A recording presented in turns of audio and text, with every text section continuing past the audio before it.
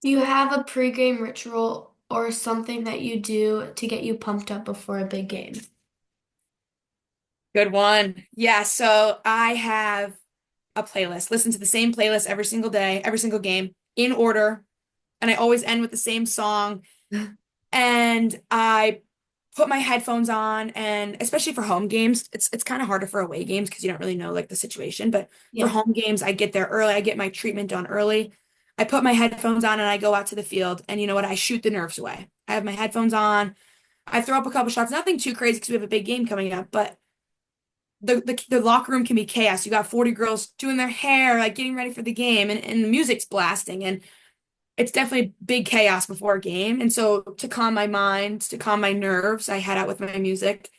And I put up like probably half an hour of some shots just to let the nerves run away, whatever. But the night before a game, I journal. I just talked about that a little bit earlier. I It sounds silly, but it works for me. Like I was always against journaling. I'm like, it's so stupid. What's the point? And then I started doing it for fun and it works.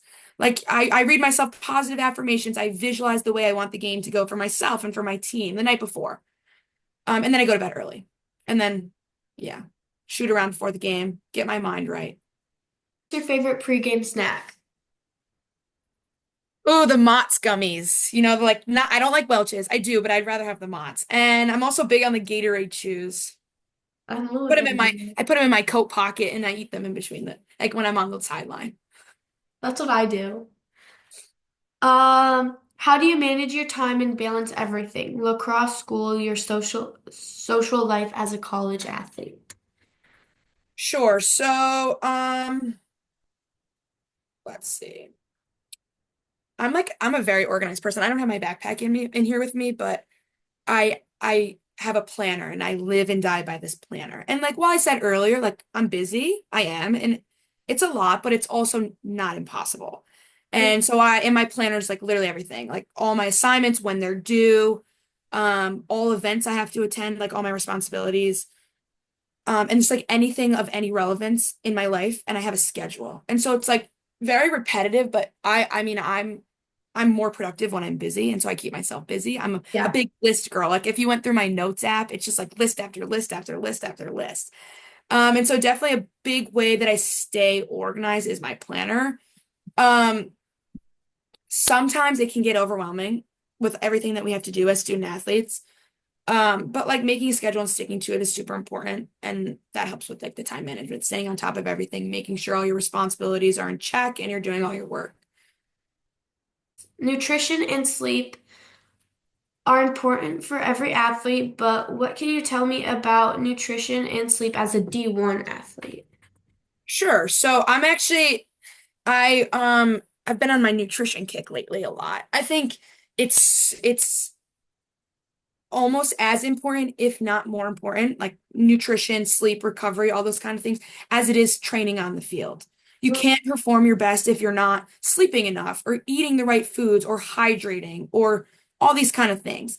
So like when I eat, I do this is like very, very specific, but it works for me and everyone's different. Everybody does everything different. I do 4 meals a day and I focus a lot on my carbs, my fats, and my proteins.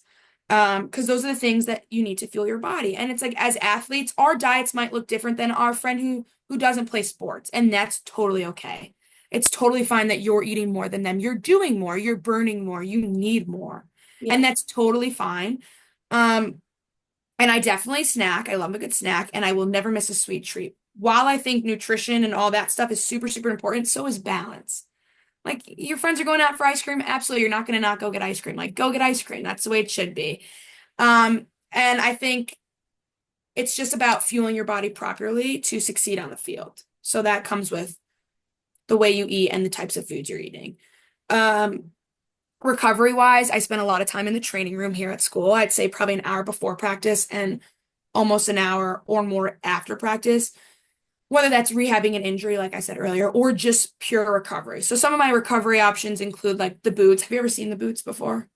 No, I don't think so. So they're like these like you put them on your legs and I'm not actually sure how they work, but they fill with air and they like squeeze your legs. So it's like pushing the lactic acid out.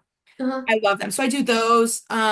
Ice tubs are huge around here, or contrasting, which is when you go in the hot tub and then the cold tub back and forth for like a certain amount of time.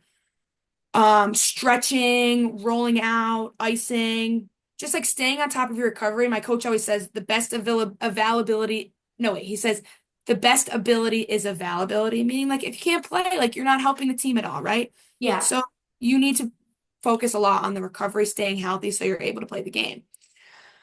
I think the first step to recovery is sleep. Yeah. A lot of people you'll see like on social media and like all this stuff, these student athletes up all night studying, doing this, doing that, and then they have to get up for practice the next day. And like while that's important, like schedule, like I said earlier, like keeping a Mhm. schedule and sticking to it. Like I can sit here and tell you what time I go to bed every single night because I have a schedule. And I'm never pushing that schedule because my homework's done. Like this is done. My schedule's followed so that I'm not cramming and missing my bedtime. I think like I sleep at least 8 hours a night in the fall, at least. And when it comes to in season sleep, it's anywhere from 8 to 10 to 11 hours a night. Like sleep is just so important. And I think a lot of people sacrifice their sleep for their responsibilities when you just have to make a schedule and stay on top of it and you can fit sleep in. It should be a priority. Yeah. Last question. What do you love most about playing lacrosse, and why do you think it's such a special sport? What do I love most about playing lacrosse? I'm gonna say the thing I love most about lacrosse is the opportunities it's given me and the people it's brought me. There's no doubt. My best friends are my teammates. Yeah. My teammates are my family. My coaches are my family. Like playing a sport, any sport, it gives you a community of people to rally around and Mhm. it gives you something to set goals and work for. So I think that was a big thing for me. Another reason I really love lacrosse, this is really personal for me, is the relationship it's given me with my dad. Like in high school, it was always me and my mom on the road for tournaments, and my dad would go with my brother for his baseball tournaments. But once I got to college, it was my dad who would wake up with me at 4:45 every morning in the summer. He was up late helping me dissect film. He would answer the phone. He answers the phone every single day after practice I call him. He sets off time at work, an hour between the time my practice is supposed to end. So he says he can't have work meetings because he has to call me. And we talk about practice and what went well and what went wrong and how I can be better tomorrow. Like he'd be at work with all four of his computer monitors playing lacrosse games, like NCAA games that my team like, it wasn't even my team. He'd send me clips of things that I should learn. He'd send me recommendations of books on mental health, like this book that I'm reading right now. He told me to get this. He's like, you should check this one out. And it's just like he almost never misses a game. So I go to school on Long Island, and that's 8 hours from home to drive through the city, which can be a pain. And he's at nearly every single game. He's at more games. He's at more home games than girls whose parents live on Long Island are at. And it's just I'm very grateful for everything he's helped me with. So I think something that lacrosse has given me is a very strong relationship with him. And then I'd say I think it's a special sport to me because the opportunities it's given me, like I wouldn't otherwise have. Like it's given me opportunities at colleges that I might not have gotten into if I wasn't playing a sport, or like it's given me internship and job opportunities outside of the sport that I wouldn't have if I wasn't part of this team. And it's given me the opportunity to cross paths with people that I wouldn't have crossed paths with otherwise. And I'm very glad that the sport's expanding as rapidly as it is because it's giving more and more young girls like you this kind of opportunity that I've been given and to an even more extent than I've been given it.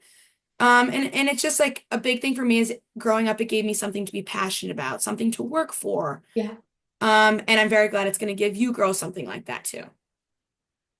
Okay, well, thank you for talking with me today and sharing your knowledge.